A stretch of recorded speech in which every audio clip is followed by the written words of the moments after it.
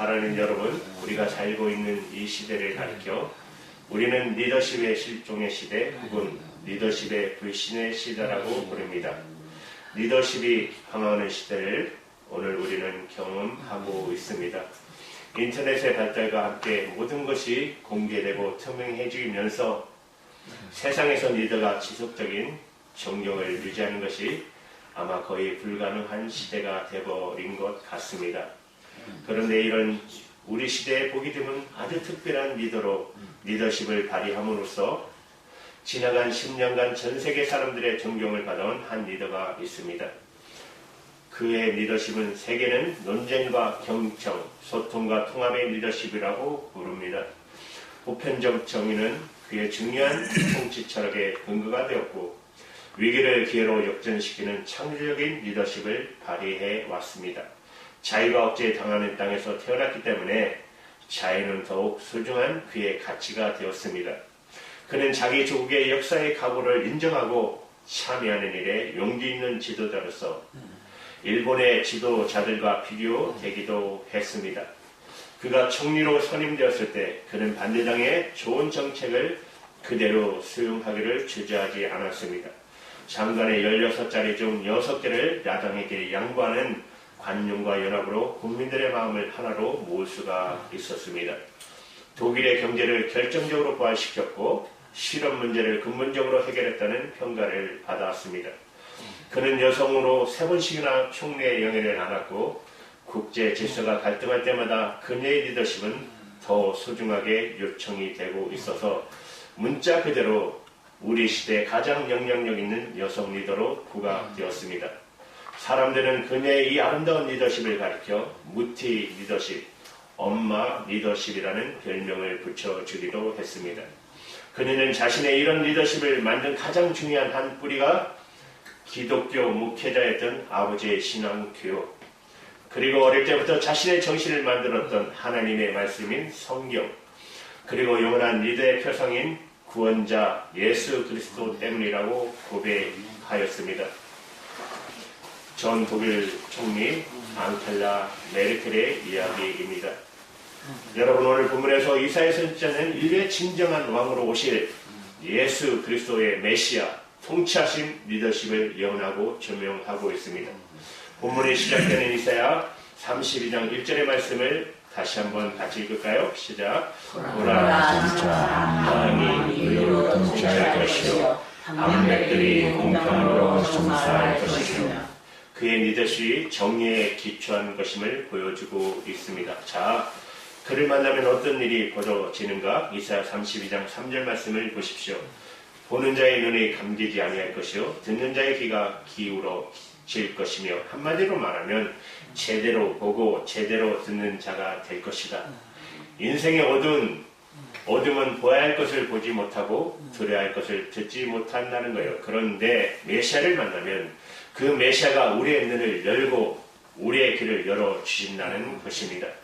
우리는 비로소 그때 보아야 할 것을 보게 되고 들어야 될 것을 듣는 자로 인생을 살아가게 된다는 것입니다. 이제 계속되는 이사야 32장 4절의 말씀, 약속의 말씀을 같이 읽을까요? 시작. 족박한 자의 마음이 지식을 깨닫고 온누한 자의 혀가 민첩하여 말을 분명히 할 것이라.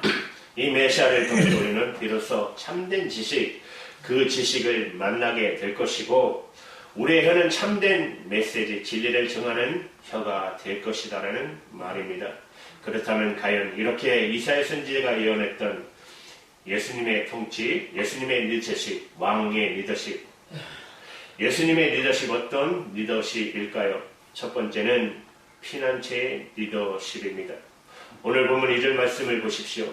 또 그 사람은 강풍을 피하는 곳, 폭우를 가리우는 곳 같을 것이며 마른 땅의 냇물 같을 것이며 곤비한 땅의 큰 바의 그늘 같으리니.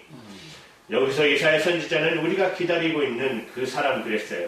그 사람, 메시아를 이야기하는 것입니다.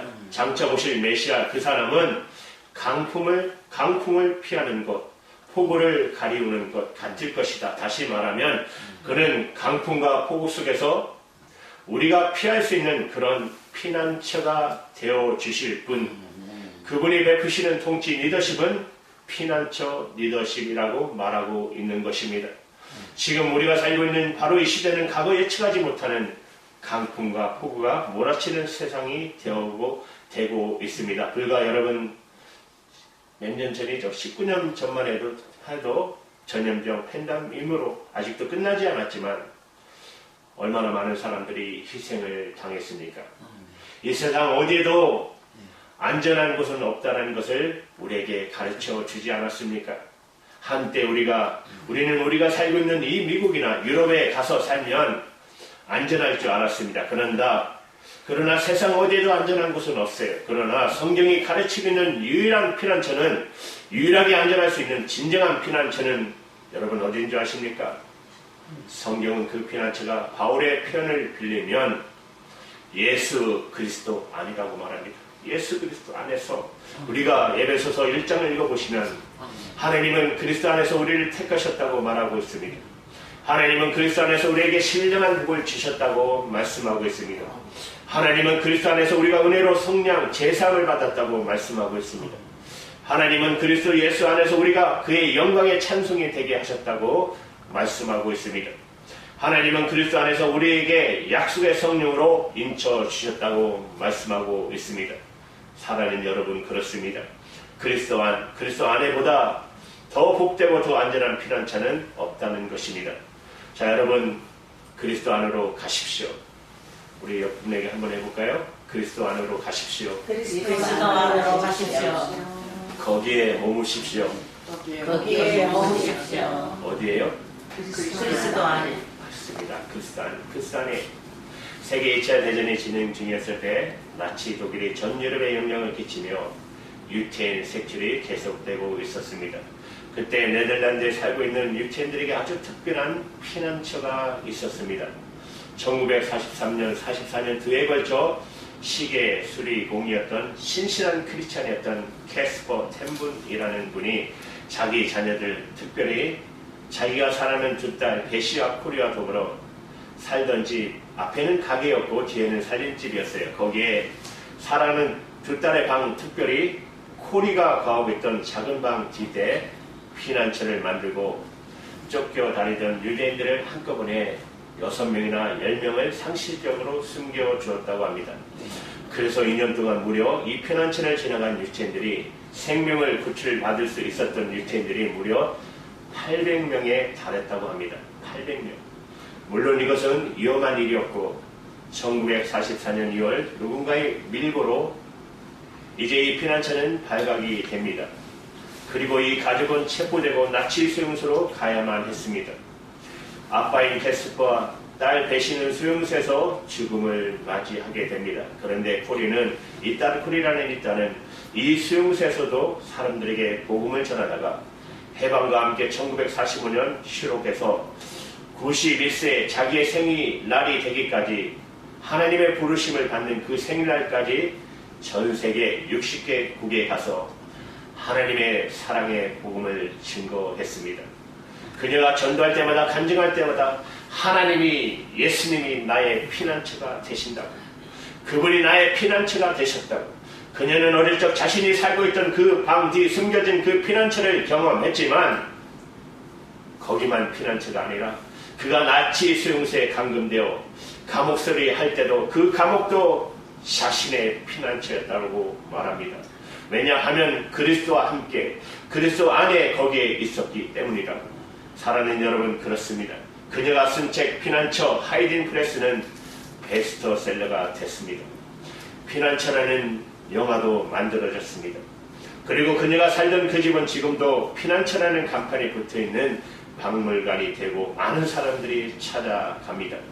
그렇습니다. 코리텐 붐이 증언한 것처럼 진정한 피난처, 그 피난처는 바로 예수 그리스도라는 사실입니다. 사랑하는 여러분, 지금도 전쟁과 기근과 전염병으로 병들고 고통받고 두려울 수밖에 없는 수많은 사건들이 일어나고 있는 이 한 세상 한복판에서 우리의 유일한 피난처는 예수 그리스도인 것을 믿으시기 바랍니다. 우리에게 진정한 피난처가 되시는 왕 중의 왕이신 예수님, 그분이 이 땅에 보여주신 통치하신 리더십은 그것은 피난처의 리더십인 것입니다. 그분 안에서만 사람들은 진정한 안전을 경험할 수 있다는 사실입니다. 그러나 그분의 또 하나의 리더십, 이사야 선지자의 예언의 부활의 리더십이라고 하는 사실입니다. 여러분 본문 1절 말씀은 다시 오실 양 메시아의 리더십을 가리켜 마른 땅의 샘물 같을 것이라고 말합니다. 마른 땅의 샘물, 갈수록 세상은 가뭄이 심해지고 있습니다. 비가 잘 오지 않습니다. 제가 좋아하는 프로그램이 하나 있는데 동물의 왕국의 동물에 가는데 거기 오면은 아프리카에 비가 너무 많이 안 와요. 옛날에는 주기적으로 왔던 것이 자꾸 길어져서 동물들이 생명을 너무 많이 잃어버려요. 그 물을 찾아서 수백 킬로를 걸어가요. 동물들 살려고. 여러분 또 한국도 지금도 뭐 웬만한 곳은 비가 또 너무 많이 오는 것도 있지만 너무 안 오잖아요. 농사질 때는 너무 안 와서 강바닥이나 논바닥이 쫙쫙 갈라지고 황폐한 모습을 보면서 우리가 가슴 안타깝게 느낄 때가 있지 않습니까? 그런데 이런 메마른 강에 혹은 메마른 논과 땅에 밭에 단비가 내리고 이 대지에 강이 생수를 멈추고 춤추며 부활하는 모습을 상상해 보십시오. 요한복음에서 메시아 되시는 우리 주 예수님은 바로 목마른 인생에게 생수를 제공하신 분이라고 묘사되고 있습니다. 여러분 요한복음 4장 10절에서 사마리아 여인에게 주셨던 말씀 기억하십니까? 한번 같이 읽을까요? 시작. 예수께서 나라로 가사스되 내가 하나님의 선물과 또 내게 물을 달라 하는 이가 누구인지를 알았다면 내가 그에게 구하였을 것이요 그가 생수를 내게 주었으리라. 이게 얼마나 재밌는 대화인 줄 아세요? 사마리아 여인이 물들러 왔어요. 우물가에. 그런데 예수님이 거기서 기다리고 있었어요. 만났어요. 예수님이 여자 보고 물 좀 달라 그래요. 그래서 대화가 시작되지 않습니다. 그런데 사실 이 말씀을 다시 한번 생각해 보세요. 내가 너에게 물을 달라고 했지만 물을 달라고 하는 내가 누군가를 너가 알았다면 너가 나에게 물을 달라고 했을 것이고 오히려 너가 나보고 물을 달라고 했을 것이고 그러면 나는 너에게 목마르지 않는 영원한 생수를 주었을 것이다. 그 얘기예요. 목마르지 않는 생수를 주시는 분. 그러나 거기서 끝나지 않았습니다. 예수님의 약속의 말씀은 계속됩니다. 여러분 14절의 말씀 같이 읽을까요? 시작. 내가 주는 물을 먹는 자는 영원히 목마르지 아니하니 나의 주는 물은 그 속에서 영생하고 솟아나는 샘물이 되리라. 아멘이십니까? 그런데 예수님의 약속은 또 거기서 머물지 않았습니다. 이제 요한복음 7장에 가서 38절의 말씀을 같이 읽겠습니다. 시작. 나를 믿는 자가 성령의 영광과 같이 그 배에서 생수의 강이 흘러나오리라 하시니. 여러분 아까는 뭐라 그랬어요? 내가 주는 물은 내 속에 솟아나는 샘물이 되리라. 솟아나는 샘물. 그것만이라도 얼마나 아름다워요. 솟아나는 샘물. 그런데 요한복음 7장의 약속은 강, 생수의 강이 흘러갈 것이다. 샘물 정도가 아니라 강이 흘러가요. 생수의 강이 흘러갈 것이다. 사랑하는 여러분 그렇습니다. 예수님이 저와 여러분에게 우리에게 주시는 생명은 우리 안에 샘물이 되어 솟아나는 뿐 아니라 생명이 강이 되어 흘러갈 거라는 놀라운 약속의 말씀인 것입니다. 이 위대한 약속을 이제 예수님은 요한복음 10장 10절에서 이렇게 요약해서 말씀하셨습니다. 그분이 이 땅에 오신 진정한 목적, 내가 온 것은 양으로 생명을 얻게 하고 더 풍성히 얻게 하려 하는 것이라. 그분은 우리가 가까스로 생명을 얻고 이 땅의 생존만 하도록 하게 하시는 분이 아니라 더 풍성한 생명을 얻게 합니다. 그냥 샘물로 우리의 목만 축이게 하는 분이 아니라 그분은 생수의 강 속에서 우리를 헤엄치게 하시는 분. 여러분 믿으십니까? 이 놀라운 약속을 보십시오. 이런 예수님의 사역을 가리켜 우리는 죽은 생명을 살리시는 부활의 사역 혹은 부활의 통치하심 리더십이라고 말하는 것입니다. 과거의 한일 합방, 우리가 나라를 잃고 망국의 비운에 울던 그때 미국의 에멀리 대학 총장이었던 W.A. 캐딜러 박사가 이 조선 땅 한국 땅을 방문하고 그때 한국 땅을 방문한 소감을 신문에 이런 말로 남겼습니다. 여러분은 혹시 마음이 산산조각으로 깨지고 흐트러진 그런 한 나라를 보신 일이 있습니까?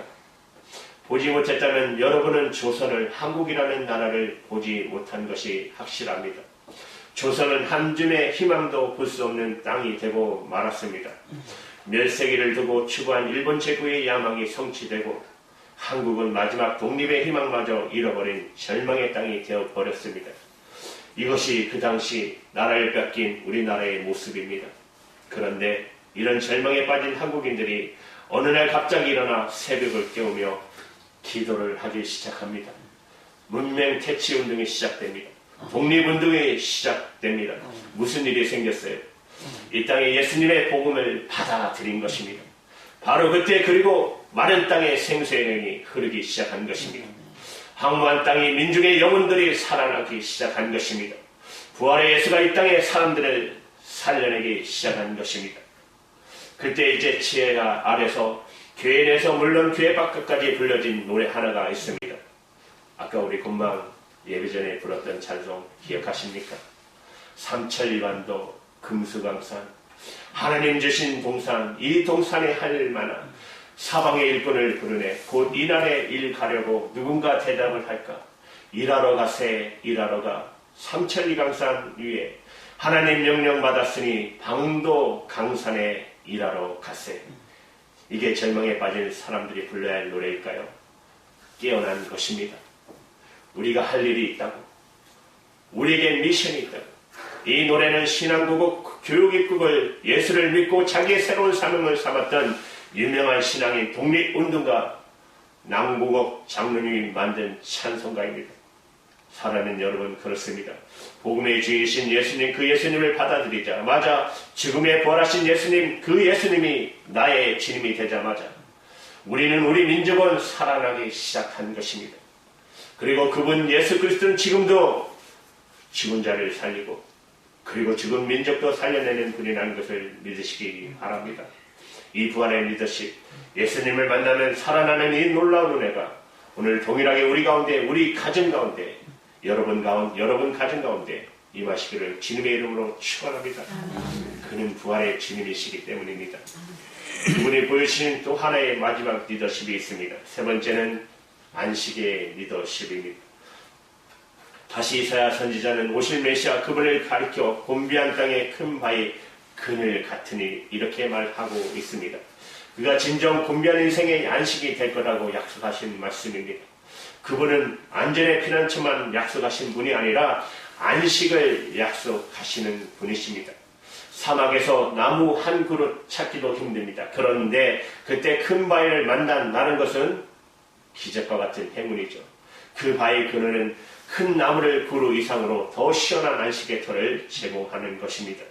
메시아는 우리 가운데 오신 예수님은 우리 인생들을 그분 앞으로 초대하면서 이렇게 말씀하지 않으셨나요? 여러분 마태복음 11장 28절에 보십시오. 수고하고 무거운 짐진 자들아 다 내게 오라. 내가 너희를 쉬게 하리라.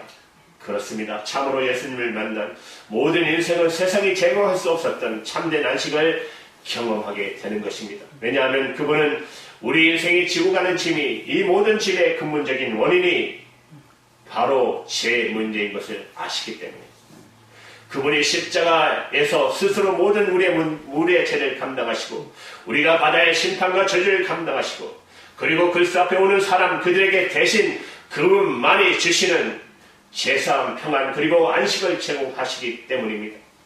그래서 그리스도를 만나는 사람마다 평생에 한 번도 경험하지 못한 진정한 안식을 체험하게 되는 것입니다. 그래서 유명한 성 어거스틴도 그의 참회록에 내 마음이 주님 앞에 쉬기까지는 참된 안식이 없었나이다. 이렇게 고백한 것입니다. 맞습니다. 예수님의 리더십, 안식의 리더십입니다. 그분을 만나는 사람마다 이제 방황을 그치고 참된 안식의 은총을 경험하게 되는 것입니다. 이것은 오늘날 대부분의 소위 리더들이 자기를 따라오는 사람들을 힘들게 하고 더 커다란 짐을 지는 것과 얼마나 다른 모습입니까? 그분만이 진정한 안식의 은혜를 주실 수 있는 분입니다. 1905년 우리 민족이 살고 있는 고국 땅에 을사조약이 체결되고 나라를 잃어버린 백성들에게는 쳐다볼 곳이 없었습니다. 희망이 없었습니다.